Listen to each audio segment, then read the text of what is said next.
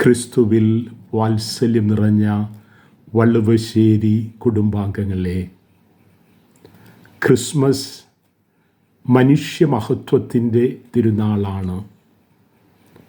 മനുഷ്യകുലത്തെ സ്നേഹിച്ചതുകൊണ്ട് ദൈവം മഹിമ വെടിഞ്ഞ് മനുഷ്യരിൽ ഒരാളായി ഈ ഭൂമുഖത്തേക്ക് കടന്നു വന്നു.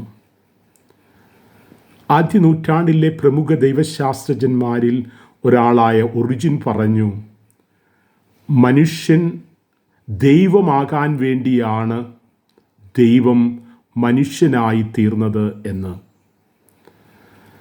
രണ്ടാം വത്തിക്കാൻ സൂനകദോസിൻ്റെ പ്രമാണരേഖകളിൽ ഒന്നായ ഗൗഡിയം എറ്റ് സ്പെസ്, സന്തോഷവും പ്രത്യാശയും സഭ ആധുനിക യുഗത്തിൽ എന്ന രേഖയിൽ 22-ാം ഖണ്ഡികയിൽ നാം വായിക്കുന്നു, മനുഷ്യാവതാരത്തിലൂടെ ദൈവപുത്രൻ ഓരോ മനുഷ്യനുമായി താദാത്മ്യം പ്രാപിക്കുകയായിരുന്നു എന്ന്.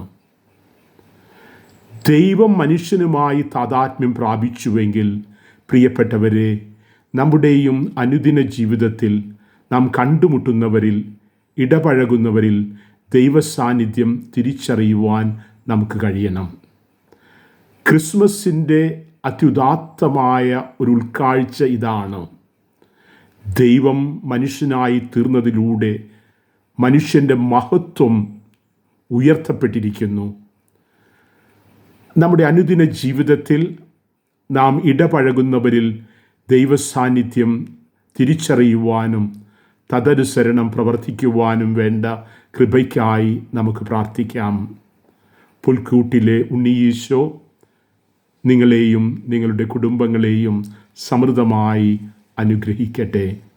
എല്ലാവർക്കും ഹാപ്പി ക്രിസ്മസ്.